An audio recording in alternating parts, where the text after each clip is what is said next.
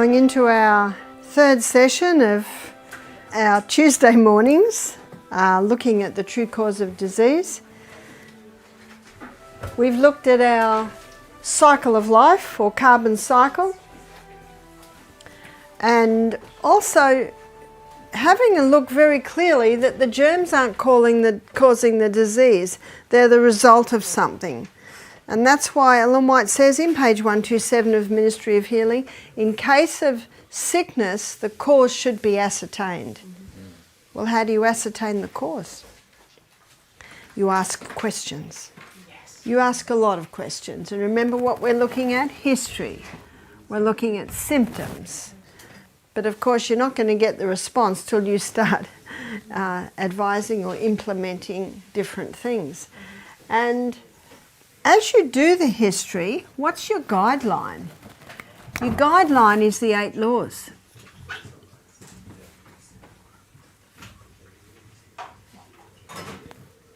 So if someone's dehydrated, we know straight away there's one problem. And if someone's going to bed at midnight every night, there we have another problem. So you see, your laws are your guidelines.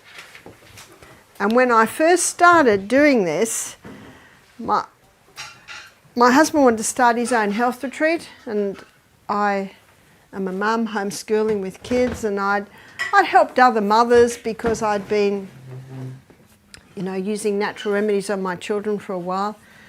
And we started the health retreat, and my 17-year-old daughter was a massage therapist. She'd already done a course. My 15-year-old daughter, she'd been cooking since she was about 13, and she was 15, so she was the cook.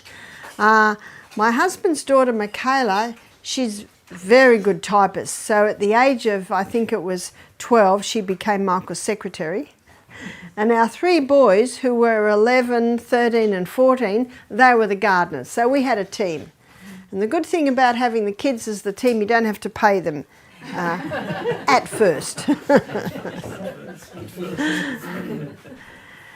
And I said to Michael, who'll be the health director? He said, you. I said, no, I'm just a mother that helps other mothers. He said, no, you'll be good. And he walked out of the room. Oh, right.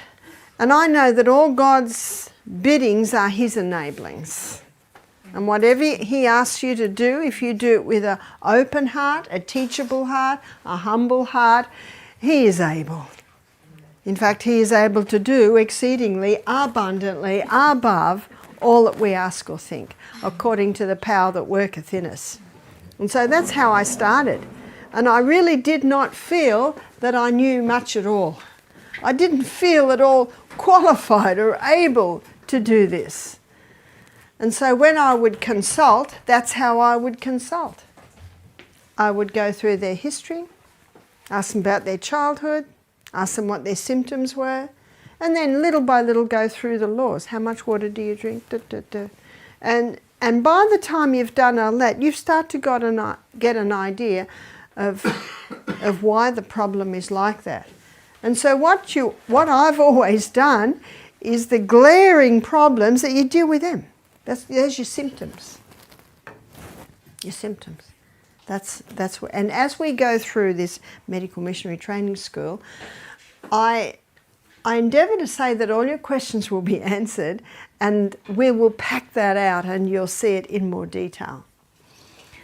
But what I wanted to touch with you now was, how do you get the yeast or fungus out of the body? Now, there are 4 ways it can get in. Skin, don't touch it. Don't ever touch it. If there's a mouldy orange in your fruit bowl, you put a glove on, or you put your hand in a paper bag and get it and screw it round, or get tongs. Don't touch it, because your skin will absorb it. So your skin, you can inhale it. Yeah, it's about the only time I know you should wear a mask. Is if there's a mouldy area. I know some ladies a couple of ladies, single mothers, children are starting to go to school, they've got to earn a living, and they've become green cleaners. There's a real demand today for green cleaners. Cleaners who'll only use natural products. And if you can't afford to buy all the the fancy biodegradable ones, vinegar, sodium bicarbonate. Yeah, vinegar and sodium bicarbonate, and if it's really stubborn, put them together. You'll get a nice fizzy reaction and get the scrubbing brush into there. And then to make the bathroom smell so nice, have some lavender essential oil or eucalyptus oil, put it on a cloth, wipe the whole bathroom down, then when the lady comes in, she'll go, oh, it looks so nice and it smells, you know, ladies and smells. But I know one lady, I was in their area and she told me she was able to make a living there. She just put an ad in the paper, green cleaner. Saw her a year later, she said, I got 3 girls working for me now. But the reason me telling you that is, if you go into a bathroom and it is black with mould, you know what you do? You turn around and say, sorry, you'll have to get someone else for that job. No, don't expose yourself. It's too. It might take half an hour to get in, and it might take 10 years. Whew, to fully get out. Okay, so protect your body. That's the middle law is temperance, not taking anything into the body that will harm it, and taking in moderation the good things. So skin, breathing, ingestion. Don't eat anything that has mould on it. Sometimes people cut off the mouldy bit and eat the other. Well, I can tell you it's all through. It doesn't get to the mould where you see the mould till the final stage. Rice. Be very careful of rice. In the book, one of the books I've got, it's called Mycotoxins and their effect on human and animal health. And it cites in there that in the 1920s there was an epidemic of cardiac beriberi, which is a heart condition, all through Asia. And they traced it to the mould on cooked rice. So in 1921, you might like to write this down because this is a really important piece of information. And I like telling things that takes only 30 seconds to tell, but it tells a whole lot. In 1921, Japan passed the Rice Act. And the Rice Act put stringent rules on the storing and the keeping of cooked rice. So if you go to Asia today, you'll never get yesterday's rice. So the rule stated that rice had to be cooked fresh every day. Now if you want to make fried rice, you cook the rice in the morning, make the fried rice at lunch. You want to make sushi, cook the rice in the morning, make the sushi for lunch. But never the next day. So when I go to a church function on Sabbath, I never eat the rice dishes. Now what we do at our church, we'll put rice in a slow cooker early Sabbath morning, and then it's just nice for lunch. If you cook too much, you could freeze it, but don't use it the next day. Now there are 2 things that are very susceptible to mould growth. One is peanuts and one is cooked rice. And remember, it's there before you see it. And I had one man, young man, only 30, and he had health issues, and I'm going through everything. I couldn't see anything that I could falter. Yet his energy levels were down. And I mentioned rice. He said, oh, I cook a pot of rice and I eat it all week. I said, aha. Aha. Because as you will see, mould, fungus live in an anaerobic environment. Ladies, you'll want to hear this. You can talk later. Sorry, I don't want you to miss out one thing. If you want to talk, write down what you want to talk about and you can talk in your break. So, did you hear that? Fungus, yeast and mould, they thrive in an anaerobic environment. You know what that means? No oxygen. And so when they're active in the body, the energy levels are low. very low. It's not the only sign of low energy, but it is one of the signs of low energy. And we're going to be exploring that in more detail. So these are anaerobic. That's why you want lots of air coming into your compost bin. Put the stalks in, because you want to encourage more aerobic and not anaerobic organisms. And so you can get fungus into your body through your skin, through your lungs, through ingestion. We don't use any peanuts at all. And I'm sure most people are familiar with the China study. Mm-hmm. Dr. Colin Campbell, he shows very clearly children were dying of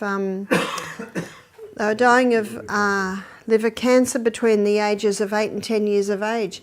And he was the researcher that had to go and search this out. And he discovered peanut butter. Every jar of peanut butter had aflatoxin in it. The mould is aspergillus, the mould waste from aspergillus is aflatoxin. And aflatoxin directly affects the liver, whereas the mould and mould waste that was in Asia on the cooked rice directly affected the heart. And you'll see that in my book. I go into a little bit more detail in that. And there are books that you can search out that will go into even more detail with that. So it wouldn't happen if it's a good quality and organic peanut butter? Would it happen if it was a good quality organic peanut butter? Yes, it would. So you think about this. The peanuts are not a nut, they're a legume. They grow in the ground and they mould very easily. So what happens in Australia, 75% Australians live in the city. All their food's grown out in the country. It's harvested, it's put in silos. You get a cold, frosty morning and a hot, sunny day. What's happening in the silo? You see that moisture build up, and that's when the mould growth happens. So I have a friend, and he had a friend who did a thesis on mycotoxins, mould waste. And he did his thesis in Kingaroy, which is in Queensland in Australia. And you know what they grow in Kingaroy? Peanuts. That's where he did his study, where they grow the peanuts. If you grow peanuts and harvest them straight away and either slowly roast them or boil them, I would endeavour to say they're free of the aflatoxin. But it's very hard, yeah. What heart conditions can develop from the mold in rice, as you said? Well, they called it cardiac beriberi. Mm-hmm. And basically it was a heart condition where the heart didn't function properly. So arrhythmia, for example? It may be, but there can be a few reasons for heart arrhythmia. We're going to study the heart, and you will see that in one of our lectures. Mm-hmm. Thank you. So 4 ways it can get in is skin, inhalation, ingestion, and sexually transmitted. All sexually transmitted diseases have a myco prefix or a fungal base. AIDS is a fungus. But then the million-dollar question really is, how do we get it out? How do we get it out of the body? Number 1, starve. Remember, these are opportunist organisms, and they're just going to live around where they're getting well fed. So how do you starve it? Number 1, you've got to turn the tap off. You've got to make sure there is no mould in your house. So sunshine, what does sun do to mould? Wipes it out. That's why the sun should be coming into the houses. Fresh air, fans on. Yes? What about if there's some mold in the cellar? Mould in the cellar, you've got to eliminate that mould. My daughter has a cellar. She lives in Wisconsin, and she has a machine that takes the water out of the air, and she has that constantly on. Fans are good. Keep that air moving. And also you've got to make sure that your cellar is well drained. That's a problem. Oh, it's not so good. Yeah. Because that can be the cause of many diseases. I met a lady in the US, she said we had to destroy our house and it came from the cellar. She said every member of the family had illness, and it was different in different people. One son had sinus, another one had asthma, She was getting headaches all the time, and yet they were all expressions of mold going into their body. So they found out that it was the basement, and they had builders come and assess, and they just said, the house has to be destroyed. And that's what the Bible says. If there's mold in the house, it has to be destroyed, because it can kill you. You know what's interesting in the Bible? If you look at the Old King James Version, which is the one that I have, it says green and red streaks. And yet in the NIV it's called mildew. So mildew in the house, the Bible says, clean out the mortar, clean the house, re-mortar it, shut the house up for 2 weeks, and then the priest has to come and assess. And if it's grown back, the Bible says the whole house has to be dismantled and taken out to an unclean place outside the city. You can check it out in Leviticus. And so let's go to, they call it leprosy in the house, green and yellow streaks. Leprosy in the clothes. Leprosy in the clothes, they call it mildew again. And the Bible says burn it. Clothes have to be burnt, or the mattress, if it's got mold in it, it has to be burnt. So let's go to leprosy on the skin. Now, if they were using the same word, it would be mildew on the skin, because it is the same word in the Hebrew. But they call it infectious skin disease. But leprosy is actually a fungal disease. Interesting. So you've got to starve. No exposure at all. And let's go inside the body. What's fungus's favourite food? Sugar and yeasts. Yeah. We have a book in our library by an oncologist called Dr. Tullio Simoncini, Italian oncologist. I think he's in jail at the moment. He was having 90% success rate with cancer, and he was injecting sodium bicarbonate straight into the cancer.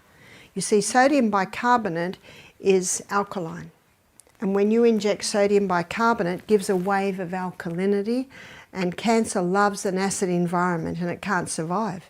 So no wonder he was having such success. So obviously he had a patient who was probably advanced stages and died. My husband said if only he'd injected him with chemotherapy, he wouldn't have gone to jail. Can you see the point? And he's on a charge of manslaughter. Just incredible.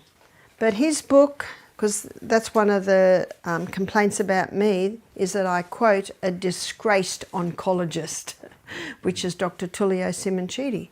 And my husband said, Barb, it's probably better that you don't quote him, but I do, because he was having such great results. And I do not believe, in my eyes, he's not disgraced. It's just that it was most unfortunate one of his patients died. That's all he did, was inject sodium bicarbonate in. Did you know that the stomach lining makes sodium bicarbonate? Did you know that your pancreas makes sodium bicarbonate to alkalize the acid, stomach acid that comes through into the duodenum? And we'll look at that when we go through on the journey through the gut. So it's a naturally occurring substance. Doesn't Ellen White say not to use sodium bicarbonate? To raise cakes. And I really believe she's talking about people who are having cakes 2 or 3 times a day, raised with sodium bicarbonate. Would I have advised drinking with sodium bicarbonate? Only if the person had throat cancer and they could gargle with it. Only if the person had stomach cancer, and then they would drink it early in the morning, and then they would drink it before they go to bed. Because the only part in our body that should be acid is the stomach. And you don't want to neutralise your stomach acid. But it's only acid. The hydrochloric acid is only produced when you smell or think food. Then it starts to be produced to break down your protein. So I don't advise drinking sodium bicarbonate. But Dr. Emma Fields, a Canadian doctor, she gave me a recipe for the sodium bicarbonate wraps. And that's 2 kilos of sodium bicarbonate and 5 litres of hot water. And what we do is we dunk towels in it. There's also half a cup of lemon juice in there. We wring it out, and then bit by bit we cover the whole body with these hot towels. A person can have fungus in their body but not have cancer. But if it continues to stay and it's well fed, then it certainly can grow into cancer. Cancer loves. Now, to know, it's important to know what cancer loves so that we don't go there. Cancer loves glucose.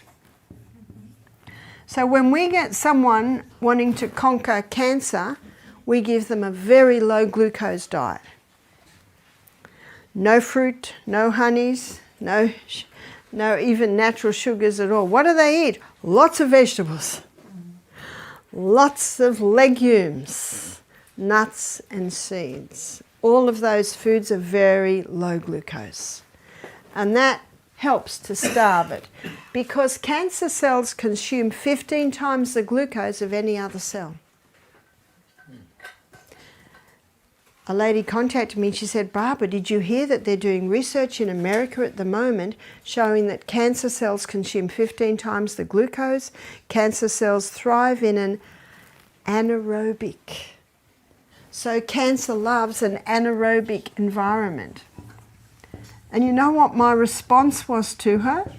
I'm so glad they're doing that, but did you know that in 1942 Dr. or Professor Otto Warburg got a Nobel Prize for discovering that? This is 1942.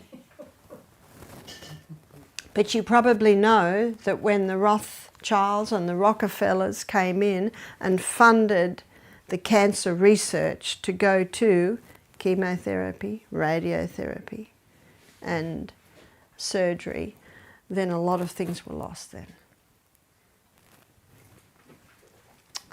So cancer loves glucose, it loves an anaerobic environment. So that's why we want to give it lots of oxygen. So coming back to starve it, so starve it by a special diet. We usually advise people go on no fruit diet, no sweeteners at all for 6 weeks. They can have variety. Some people make Monday black-eyed bean day, Tuesday lentil day, Wednesday tofu day, Thursday cannelloni bean day, Friday kidney bean day. You can have a nice variety by doing that. And there's many different ways you can do legumes. I went to Punjab, India a few years ago. I was there for 5 days teaching. And the Hindus that asked me to come, they said, what will we feed you? I said, dal. I love dal. So I had dal at 9 in the morning and I had dal at 3 in the afternoon every day. No two were the same. So I had 10 dal meals. Different legumes, different flavourings, different vegetables. There's so much you can do. And that makes it a bit more exciting for the person that's chosen to give their body the conditions for conquering cancer. Number 2, kill. I do think we've got to get away from the kill mentality, but there are herbs that will kill fungus and won't kill you. Isn't that good news? So we've got garlic. In my book, Self-Heal by Design, I define this. We've got garlic, we've got olive leaf extract. And the other one is grapefruit seed extract. Not grape seed extract, grapefruit seed extract. You've also got a South American herb called pordiaco. Now you don't use all your ammunition at once. What we do is we alternate. Garlic for 2 weeks, olive leaf extract for 2 weeks, grapefruit seed extract for 2 weeks, pordiaco for 2 weeks, and maybe oregano. It's a strong one. It's so strong that you've got to start with about 1 drop 3 times a day, go to 2 drops 3 times a day. Oregano oil. Yeah, essential oil. Whenever you see essential oils, you know they're very, very strong. That's why they're very, very expensive, because you don't need much. Is it too strong for the body to handle, or is it too strong for the taste? Body. Okay. Yeah. Alternate.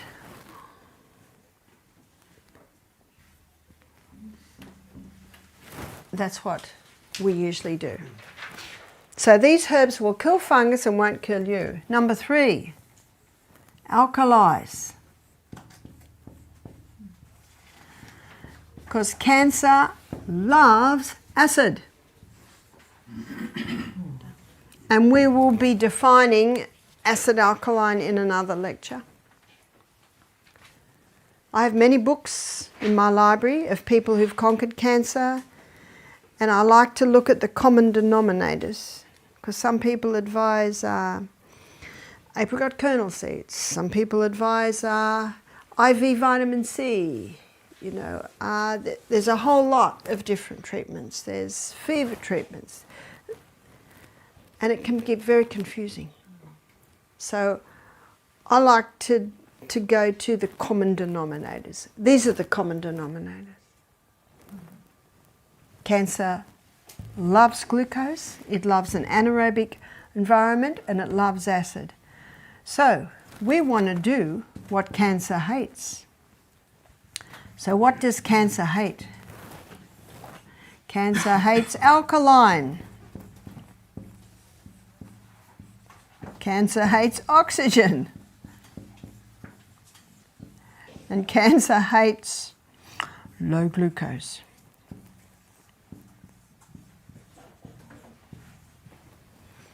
The body will heal itself if you give it the right conditions, and we've seen people heal from cancer just with these basic conditions.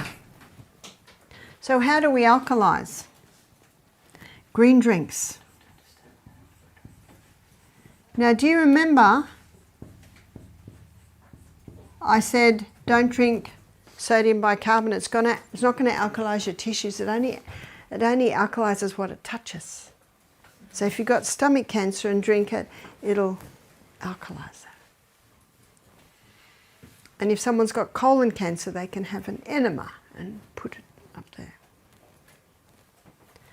But green drinks, when you drink them, it goes into the tissues, it alkalizes, because as you'll see in another lecture I'll show you in detail, green drinks are very high in the alkaline minerals. So what we do at Misty Mountain, we gather wild greens, pumpkin tops, all the edible herbs. We usually do 4 herbs a day. We always add stinging nettle. You got stinging nettle here? Yes.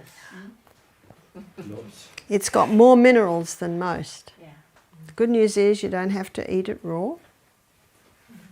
But if you cook it, it limps it and you can eat it, or you can juice it.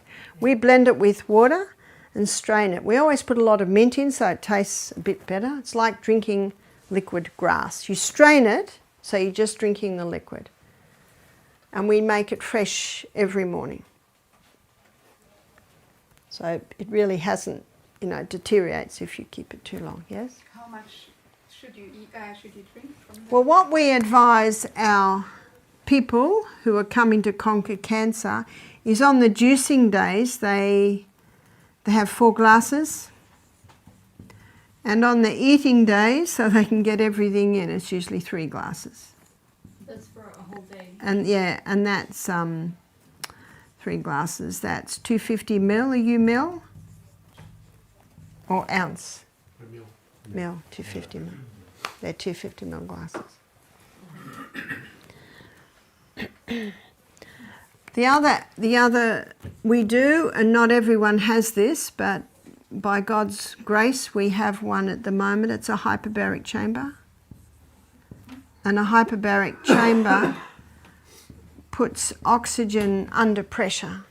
So it's like a blow-up tent, circular tent, and you zip it and then the oxygen comes into pressure. Henry's law states that more gas goes into liquid under pressure. So it's Henry's law. And the gas is pure oxygen, and of course the liquid is our blood. Yes. and they cost about $25,000, so not everyone has them. We were able to get one a little cheaper because a man had got it for his wife and she passed away, and he was selling it a little cheaper. And we charged $90 a treatment. So that might be out of reach of most, and that's certainly understandable. So how are we going to oxygenate the body? Exercise several times a day. Number 3, the other alkalizer is the sodium bicarbonate wraps. This is quite an intense treatment. And the good news, because of Dr. Thomas's cameraman, it's up on YouTube. And it's demonstrated. Sodium bicarbonate wraps. And now I'll give you the story of Elizabeth Cott, who came to us with 3 tumours in her abdomen, and the doctor said she had to have chemo immediately. She was late 50s at the time. She decided not to, and she saw a DVD of mine on cancer, so she booked into Misty Mountain. We immediately started to implement all this. We didn't have the hyperbaric treatment at the time. She stayed 2 weeks, so we did 5 wraps a week. We usually go for 1 hour. Person's wrapped up for 1 hour. She had the green drinks every day, and she alternated the different herbs, and she had a lot of vegetables and legumes, nuts and seeds. She went back to the doctor 3 months later, and he said, just keep what you're doing and come back and see me in 6 months. Now, what had he said to her in the first visit? You've got to have chemo immediately. So when the blood tests, all her levels had come back to normal. She went back, so this is about a year later, she went back and one of the tumours had totally gone. And I think it took maybe another 10 months, another tumour has totally gone. And she said to me, she said, I have never felt so good. I think she's 70 now. She said, I've lost weight. She said, I don't have to have the sleep apnea machine with me anymore. I'm off all my medication. She's actually giving little cooking classes and meetings. She is Polish. She said, I used to make all the desserts at church. And she used to make this dessert called pavlova. It's like a meringue. And she said, I would make one this big. You know, it's sort of hard on the outside, soft in the middle. It's just egg whites and sugar. I think they fill it with cream and fruit, something like that. She said, I would make a pavlova this big, 16 cups of white sugar. She said, I believe that I was just feeding my cancer with these sugar desserts. So at church today, when they say, Elizabeth, can you make a dessert? Can you make a pavlova? She said, I love you too much to make that one. She said, I'll make an apple strudel for you. And you can certainly make healthy apple strudels. Now, the Healthcare Complaints Commission claim that she's a fictitious person. So we said, here's her phone number. I said to her, did anyone ring us? She said, no. But we've seen some quite incredible turnarounds. How does she eat now? Well, after 6 weeks of no fruit, she went to low fruit.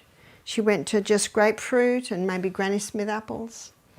After another 2 months, she started to implement some berries, very low sugar fruits. We've seen a few stories like that.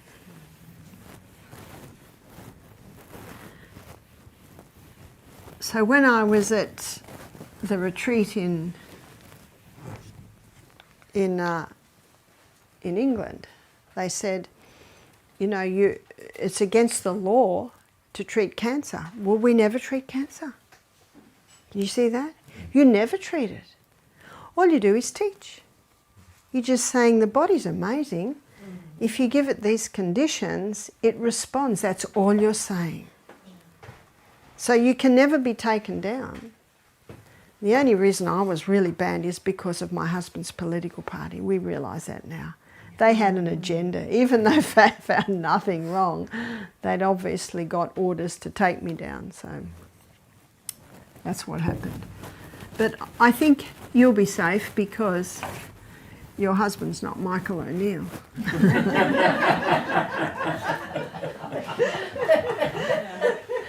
So when he was going into this, a journalist said to him, "Are you prepared to lose all your money, your business, your house, your reputation?" And Michael said, "I'm not 30. I'm in my 60s. Yep." But he wasn't prepared that they'd take me down. And what God is looking for is men and women who will stand. Yeah. Yes. Yeah.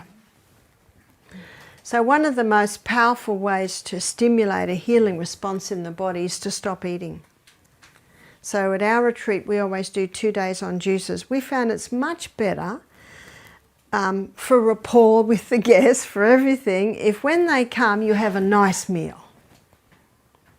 So when they come in Sunday, there's a very nice meal. And we'll be defining food a little bit more as we go through this. So there's a very nice meal served for them. And then at night, we just give them broth. Broth is a lot of vegetables cooked in a lot of water. And I'm sure, Casper, you cooked a lot of them while you're at Misty. A lot of vegetables and a lot of water, always stinging nettle. That gives a lot of minerals. And then after cooking for 4 or 5 hours, it's strained. And then we put Celtic salt in, and the guests have that at night because they have a steam sauna in the afternoon. And when you have a steam sauna, you perspire out a lot of waste, but you also perspire out some minerals. So that mineral-rich drink at the end of the day is putting more minerals back. So as your body, 1,200 calories to digest a meal. That's what it takes. So when you're not digesting, your body's energies is looking for something to do because it doesn't have to digest a meal. And so what it looks for is something to do. And it's like what can be happening, I don't know, when I'm at home on a holiday, I go to the parts of my house that I don't go to every day. You know, every day you sweep the floor and you wash the dishes and you wash the clothes and but then when you've got extra time, you go to those other areas, and that basically is what the body does. And I go to the area that's bugging me the most. In fact, the last time I had time at home, I pulled the bookcase apart and got rid of all the books that I don't really want there. I've read them, they're all right, they're not great, but the ones that, you know, are very good, I'll keep. So this area, and it will be different in different people. Maybe you'll clean out the garden shed, maybe you'll clean out the kitchen cupboards, I don't know. But what your body does, it knows where to go, yes? Regarding the broth cooking for 4 to 5 hours, we know as chefs that you get the ideal taste after 4 hours. I was just wondering if the minerals will deteriorate, kind of like when you're making salt, you lose some of the minerals in the process of heating of the sea salt, you know? Yeah, it's more the evaporation that loses the... But that's a very good question, and I've got some very good news for you. No matter how long you cook the vegetables, you never lose the minerals. The minerals all go into the water. So there that... are more minerals if it's raw. If you eat the raw. Nope. No. Same amount. What you do lose with cooking vegetables is the vitamin C, is some of the vitamins. The vitamins. Yeah, but you never lose the minerals. And the problem with salt is they don't wait till all the water's being evaporated. They just scoop the first minerals off, which is sodium chloride. So heating doesn't destroy minerals, that's the good news. So as your body has a rest from digestion, now it goes to restoration, regeneration. But before it will restore or regenerate, it's got to clean the house first. You would never go into an old house and paint a dirty wall, would you? No, it's got a clean house first. And so we have organs of elimination, and these organs of elimination have certain needs. And the largest organ of elimination is the skin. And Dr. Kellogg called the skin's pores millions of little sewers. Sewers, throwing off waste. The skin does 3 things. It'll absorb, that's why you have to be careful what you touch. It breathes. That's why never totally cover your skin, it breathes. That's why be very careful to put natural fibre next to your skin, because it's breathing. And it also throws off waste. What an incredible piece of creation is the skin. And the skin has certain needs. It needs to breathe. That's why we need to shower every day. Every day, wash the body's waste off. Every day we need to shower or bath. Be careful on the creams or anything you put on your skin. It must be made out of natural fibre. And the 3 fabrics to be especially cautious of, because they're made out of chemicals, is polyester, nylon and acrylic. Polyester, nylon and acrylic are really chemical fabrics. Whereas viscose, modal and rayon are made out of wood pulp. But when you buy them, please wash them and put them on the clothesline for a day, because they use a chemical process to soften the wood. But if you wash them and put them on the line, that gets those chemicals out and you're left with the wood. So be mindful of letting your skin breathe. Your skin also needs exercise, because when you exercise, you increase the circulation of the blood to the skin, and when you increase the circulation of the blood to the skin, you increase the skin's ability to throw off waste. It intensifies it. That's why the best time to have a shower is after your morning walk. What I do, I always have a hot shower at night before I go to bed. But in the morning, I run up and down hills at home, and then I dive in the creek. So that's my morning wash, is the creek. And then if I'm gardening and it gets very hot, I'll have another swim on my way home from the garden. It is the best. When you're hot and sweaty and dirty, diving in that beautiful mountain stream, very nice. So that brings us to water. We need water in. We need 8 to 10 glasses of water a day. If you're as big as me, you can get away with 8. If you're bigger than me, a little bit more. And out. So this is water on the outside. So this can be the steam sauna at the retreat, helping to... Our steam sauna is by the creek. So we have... I don't understand it, but we build a fire and it has pipes or something and comes into the little hut and creates steam. And then we dive in the creek, back in the steam sauna, into the creek. When you give the skin the right conditions, 80% of body's waste can come out of the skin. That's incredible, isn't it? Actually, forgive me, it's 70. 70% of body's waste can come out via the skin. So what's the right conditions? It's making sure you're well hydrated. As I say to our guests, you can't hydrate yourself half an hour before the steam bath. You've got to start early in the morning and little by little by little, all through the day, hydrate your body. So 70% of body's waste is eliminated via the skin when you're well hydrated and able to have these steam saunas. Another organ of elimination is your lungs, and your lungs need fresh air.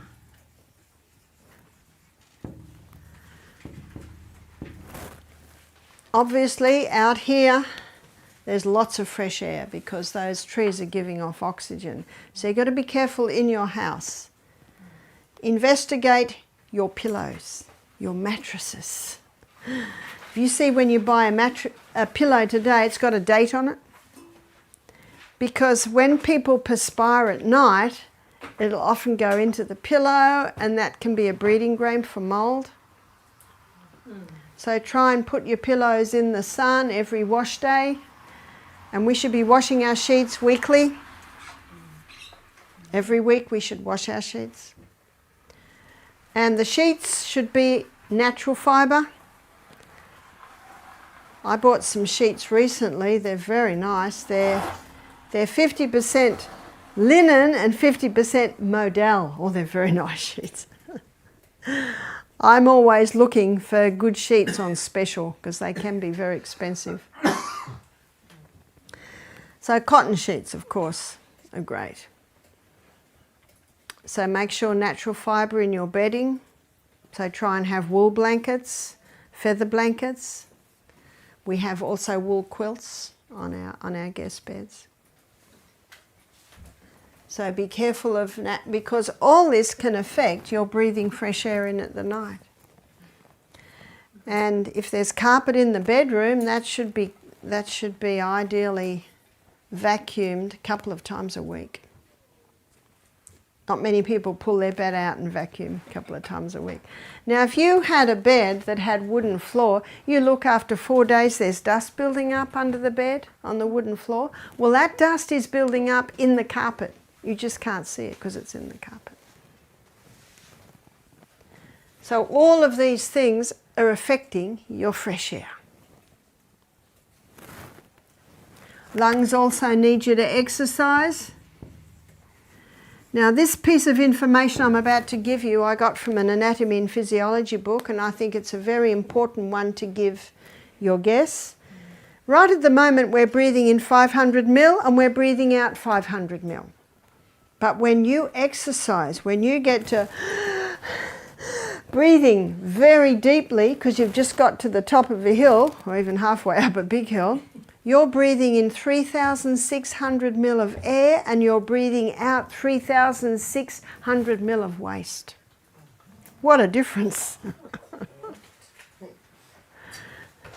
So usually it's 500 mil in, right now to be 500 mil in, 500 mil out. But when you exercise extremely, you're breathing in 3,600 mil and you're breathing out 3,600 mil of waste. I just read it in the anatomy and physiology book. See how you're using science? And science will back your cause. So exercise is vital for lung health. Lungs also need water because there is a minuscule droplet of water in every alveoli. And we have 3 million alveoli. 300 million alveoli in our lungs. That's incredible, isn't it? Yeah? What types of filth is getting out of the lungs? Carbon dioxide mostly. Yeah. Carbon dioxide is the gaseous waste from in the cell, and I'm going to start going into the cell in more detail tomorrow.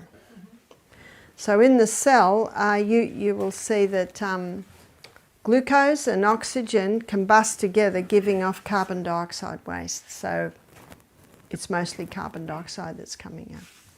And if carbon dioxide builds up in your blood because you can't get rid of it quickly enough, it creates an acid environment, so then we get another reaction there. And that's why breathing in, that's what you're breathing in when you wear a mask. That's why masks are not good. So here's your alveoli. They're like this, and there's a little droplet of water in every alveoli. And because of the surface tension of water, you know what I mean by the surface tension of water? Have you ever looked on a little lake and seen little creatures walking on the water? Yeah. It's because of the surface tension of water they can do that. And how we wash our hair is we put some shampoo that breaks the surface tension of the water and allows us to wash our hair. Because of the surface tension of water, when you breathe out, that alveoli collapses, so all your carbon dioxide can go out, and when you breathe in, you get a better quota of oxygen. If you're dehydrated and those little droplets of water are barely there, your little alveoli don't totally collapse and you can't get your full quota of oxygen. So very simply, the more water, the more oxygen you can get in. Kidneys. Your kidneys filter the blood, and they're also an organ of elimination, and your kidneys need adequate water because it's much more difficult for your kidneys to filter thicker blood. Best blood thinner in the world is water. But with that water, we also need to be having the whole salt. That's the Celtic salt. Celtic salt contains 82 minerals. We'll be looking at salt in detail later in the week. Himalayan salt has 75 minerals. Because your blood is salty, your perspiration salty, I'm sure none of us are interested in tasting our urine, but it will be a little salty. So you're losing salts. But what about plastic waste? Plastic waste in the oceans. Plastic waste in the ocean. Yeah. Sea salt. What's the good news is that all heavy metals and chemicals, they usually sink. So it's more the seaweeds and the plants. That's why the worst food to eat is your oysters, your crabs, your lobsters, prawns. So there, and that. Now, of course, I don't eat that, but the people you will be dealing with in your health retreats may. Yeah. So it's important to have that knowledge. And the sea's constantly pounding, which is purifying the water. But there is a lot of waste dumped in the oceans today, that is true. I don't understand why Himalayan salt has 75 because it must have come from the sea before. Yeah. Well, some is lost in the process, and some is even lost in the being in the mountains. So different things like that. Yes. One more question about the salt. Do you use Celtic salt for every meal, or do you use it just particularly one time a day? I take a little crystal before every glass of water, and I also put it very liberally on my potatoes, my salad, on everything I eat. And because it's a balanced salt, it works with the body. Because seawater is 92 minerals, and seawater is called an isotonic solution because it is the exact same mineral balance and proportion as is found in all body fluids. All body fluids, as one writer called it, he called it the internal ocean. And Dr. Robert Thompson, in his book The Calcium Lie, he believes that seawater is the clearest indicator of a creator God, because the seawater and the body fluids are so similar. In fact, the Navy in the war would transfuse with seawater if the person needed blood. So they're all illustrations to show how close it is. So the kidneys also need water, and they need that whole salt. The kidneys need exercise. Ellen White states that exercise strengthens and tones the internal organs. So we don't think of that much, but while you're exercising, every step you take, the kidneys are moving. It's strengthening and toning them. Exercise also increases the circulation of the blood to the kidneys, and the kidneys are filtering the blood. And that also explains why the kidneys must be warm. So no wonder when I was in Scotland 2 weeks ago, I was excited to find a kilt that was not too expensive because, you know, with a kilt you'll have a pleat that big on the outside, but the inside is that much, and it's 100% wool. So I've probably got about 4 layers of wool on my kidneys at the moment. The kidneys must be kept warm, because if they get cold, then you're not going to get the blood going into that area. And remember, then the kidneys aren't able to filter the blood as they should. Your kidneys also need not only warmth. Oh, we've got the water up there. It looked too little for me, but I use that one's water. Only microscopic waste can come out of these three. The largest piece of weight comes out of your colon, and the colon has a mind of its own. If you've got diarrhea and you tell it to stop, it won't, will it? And if you've got constipation and you tell it to go, it won't, will it? I'm reading a book at the moment, it's called The Second Brain, which is the colon. The colon must not be irritated, that will hurt it. It needs stimulation. So what stimulates the colon? What stimulates the colon is fibre. Fibre does two things. Fibre stimulates peristalsis, which is the constant movement through the colon, but the fibre also sweeps the colon. We're going to be looking at that in more detail when we go on our journey. We're going to go on a journey starting at the mouth through the whole of the gastrointestinal tract.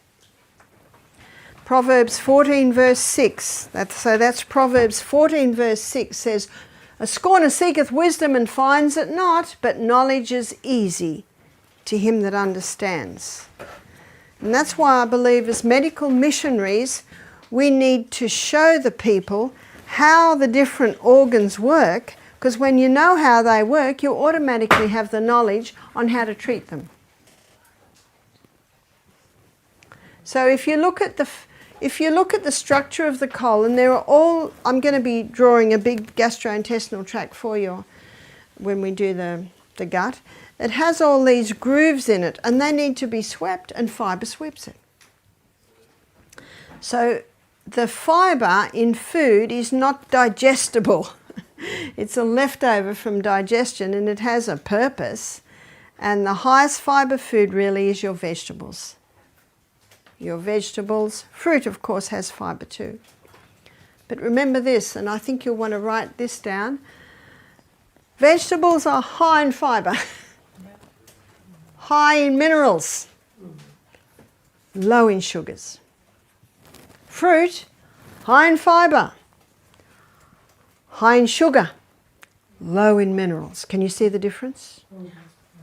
And that's why when someone has a yeast problem, when someone has a cancer, we go a little bit away from the fruits and go more to vegetables.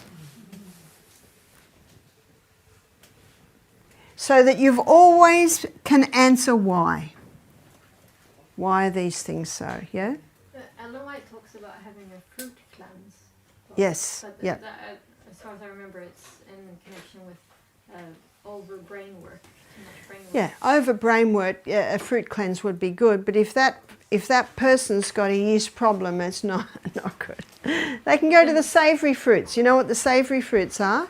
Tomato, cucumber, avocado,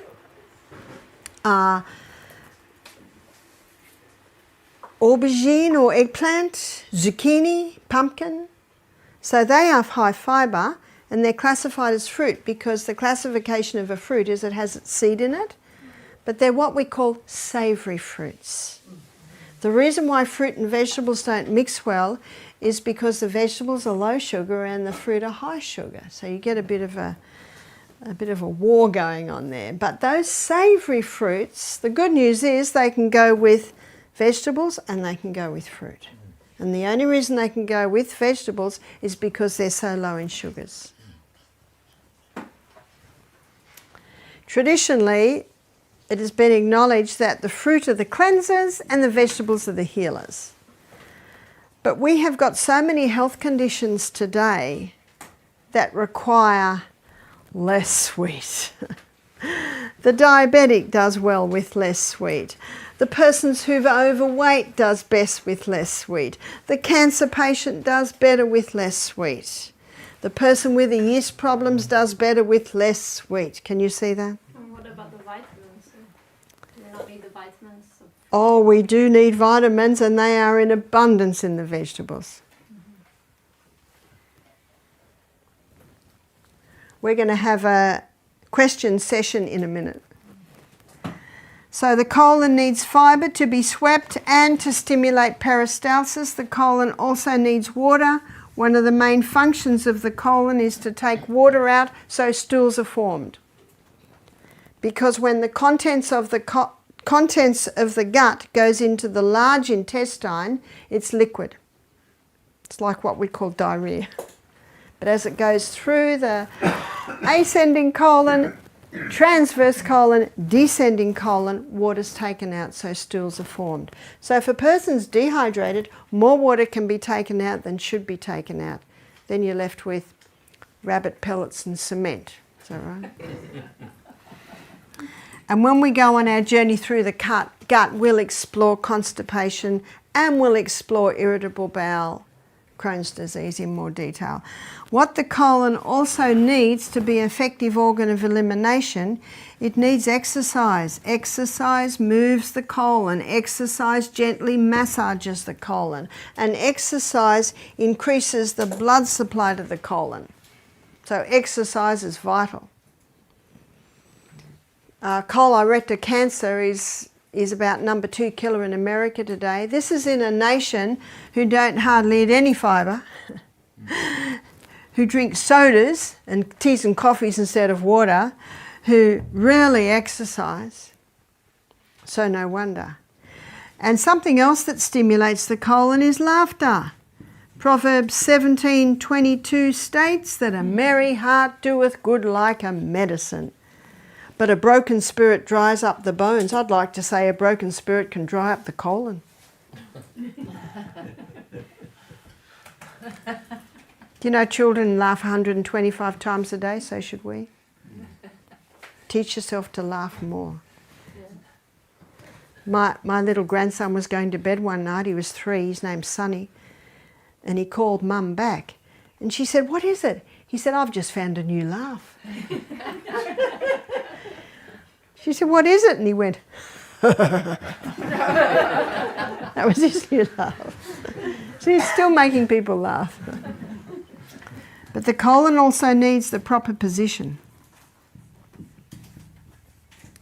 And the proper position is squatting. And I'm going to explain and draw this in detail when we go through our gut.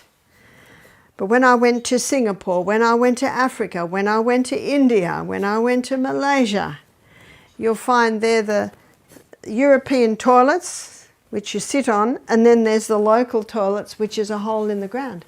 And it's all tiled and flush, but it's squatting.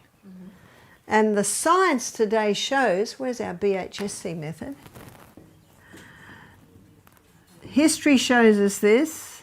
Science discreetly doesn't talk about it much. I mean, the Bible doesn't talk about it much. The science now shows that there's a muscle in the last part of the colon that just loops up the last part of the colon, and when you squat it relaxes. So when you squat it opens up the colon, takes all pressure off the anus, which means it can prevent and even help to heal hemorrhoids. But we'll look at that in detail when we do our journey through the gastrointestinal tract. There's one more tiny little organ of elimination, and that's the tongue. And when people are fasting, they can wake up in the morning and their tongue can feel quite bad. But we should never clean our teeth when we wake up. No. Because what's present in our mouth in the morning is vitamin B12. Vitamin B12 is a bacteria, and it sort of builds up a little bit in the teeth. So there's first glass of water, you're getting a little bit of B12. The time to clean your teeth is after the meal. And you clean your teeth after the meal to get any residue food out of your teeth. Because if it stays there, it'll start to rot because of the cycle of life. And the bacteria that's produced can start eating away at your enamel. But there is something that we suggest our guests do, and as a rule, I usually do this every morning, and it's oil pulling. And that's putting a spoonful of coconut oil in your mouth and swishing. Swish for 10 seconds, rest for 10 seconds, swish for 10 seconds. The reason it's called oil pulling is for a few reasons. Number 1, it pulls waste out of the tongue. Number 2, it pulls waste out of the glands under the tongue. Number 3, it pulls waste out of the blood vessels under the tongue. But there's 2 other areas that can pull waste, and that is the sinus. I've known people with sinus problems to oil pull, and when they're finished oil pulling, oh, they said they blow their nose quite a bit. It seems to pull up a little bit further. And people with lung conditions, so they've got bronchitis, after they've oil pulled, they cough up a couple of lumps. How nice. I've known people to conquer gingivitis, that's infection of the gums, bleeding gums by oil pulling 2 or 3 times a day. It strengthens the gums, it helps to clean the teeth, because coconut, when it connects with your bacteria, releases antibacterial elements. So in the jar, the coconut oil is not antibacterial. But when it connects with even the bacteria in your skin, it becomes antibacterial in your mouth. Yes? So that means you drink a glass of water first when Yeah. you get up, and then you do oil pulling. Yeah, I usually do a few glasses of water, a little bit of salt, glass of water, then I usually do about 3 glasses of water, then I do my exercise, and when I come back I have another water. And then I'll pull while I prepare my breakfast. And that's the way to do it, is make an appointment with yourself as to where you're going to do it. It's like exercise. If you don't make an appointment, you'll never do it. You can do it later, you can do it later, you'll never do it. But if the tongue is eliminating waste, drinking water first is not washing down the waste inside. It doesn't matter if you do, because our gastrointestinal tract is a hollow tube. So if you wash it down there, it's just going to come out the other end. But you do not swallow the oil. No, no. Because oil in the stomach can start digestion, plus there's a fair bit of waste in that. And what you do, not down the plug hole, because you'll block up your plumbing, go and release it out on the grass. And the microorganisms that live in the soil will happily deal with it. And then you rinse your mouth a couple of times and let it out. How would it affect the lungs, though, if you have it in your mouth? You mentioned That's very interesting. Yeah. How does it do that? But you test it yourself. Often when you oil pull, you have a feeling to release. But what we've got to remember, our whole body's connected. Same blood that goes through our lungs, goes through our mouth, goes through every part of our body.